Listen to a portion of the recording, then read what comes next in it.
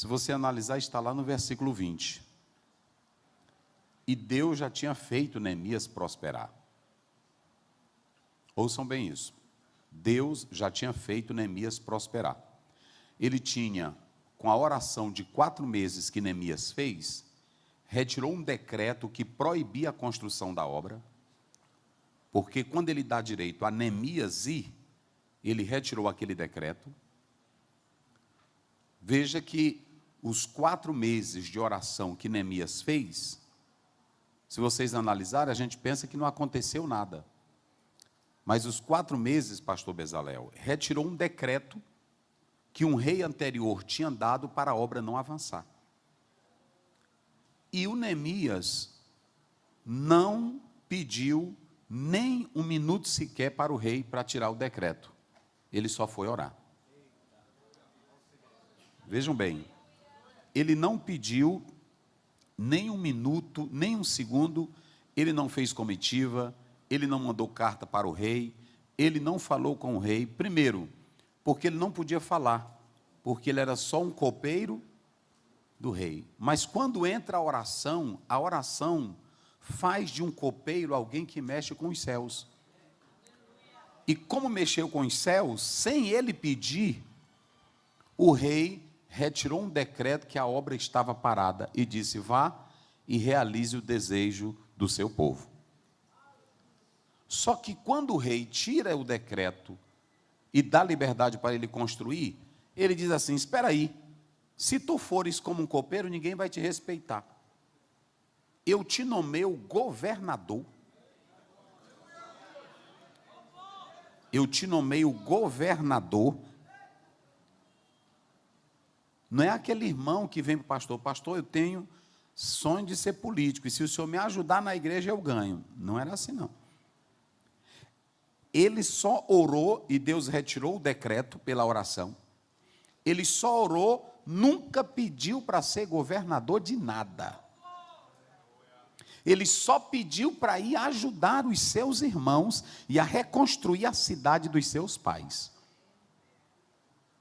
Quem ora tem inteligência até no pedido, porque quando Neemias vai pedir, ele não diz assim: me dá a oportunidade de reconstruir a cidade. Sinal de rebeldia, de prepotência, de arrogância e questão política. Ele não era chamado para construir cidade. Mas ele, quando ora, Deus dá inteligência. Ele diz: me dá condições de ajudar a cidade dos meus pais. Amou a pátria, um patriota, um homem de um coração aberto. Quando o rei não viu maldade, o rei disse para ele: eu retiro o decreto, eu te nomeio governador. E a partir daquele momento ele coloca uma escolta, porque governador só anda cercado de segurança. Um dia desse eu estava numa lanchonete lá em São Luís, e aí eu estava tomando um caldo, mas antes de eu entrar, eu já tinha tomado o caldo e saí, fiquei na porta da lanchonete. E de repente, vários morenos, tudo de terno, mais preto do que eu, cada um. E aí tudo lá fora. Quando deu fé, o vice-governador entrando. O vice-governador entrou e eu fiquei conversando com eles. Quando o irmão passou e aí olhou, eu disse: não acredito que é o pastor Aziel. Já tem segurança. Olha o tanto de segurança que esse homem não tem. Aí eu disse depois: não, meu irmão, era do governador. Governador só anda com segurança. Então deixa eu dizer uma coisa: o rei ali era para cumprir, ele dá uma escolta para proteger quem? Quando Neemias vai passar, tinha governador saliente em toda a região. E se ele fosse como copeiro, ninguém ia respeitar. Mas quando ele vai como governador e ainda vai com a carta do rei. E o rei ainda diz assim: eu vou dar aqui um decreto para tu tirar madeira onde tu quiseres, até no meu jardim. Porque quando tu oras,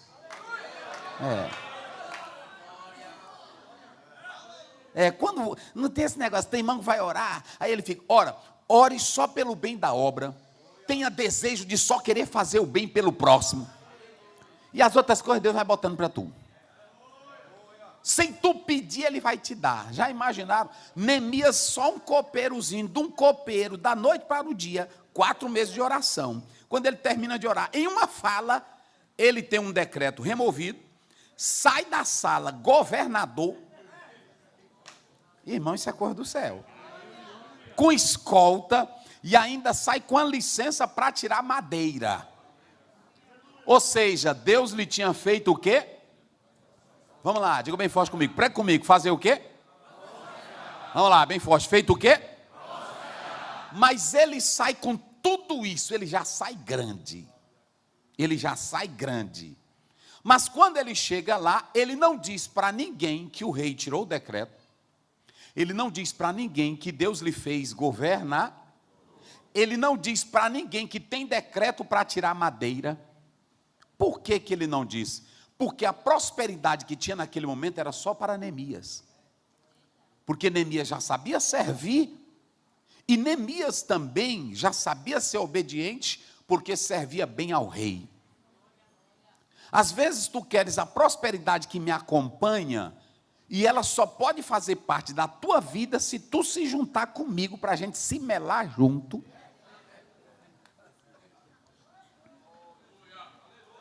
Neemias andou na cidade todinha e viu a bagaceira e viu a sujeira, ele contornou ela de novo e voltou, e ninguém sabia. Quando ele sentou com os grandões, estava só o bichão.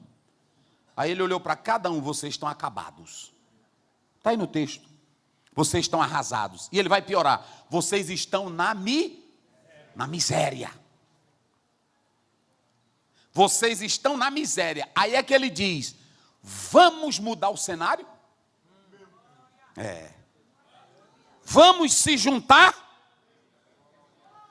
Se vocês se juntarem a mim, aí ele pega o versículo, ele olha lá para trás. O Deus que tirou um decreto que era contra a obra, o Deus que de um dia para a noite me fez governador, um Deus que me deu uma escolta de soldados, esse é o Deus que nos faz. Mas ele queria dizer: mas essa prosperidade Deus começou em mim, para ele prosperar vocês, mãos à obra.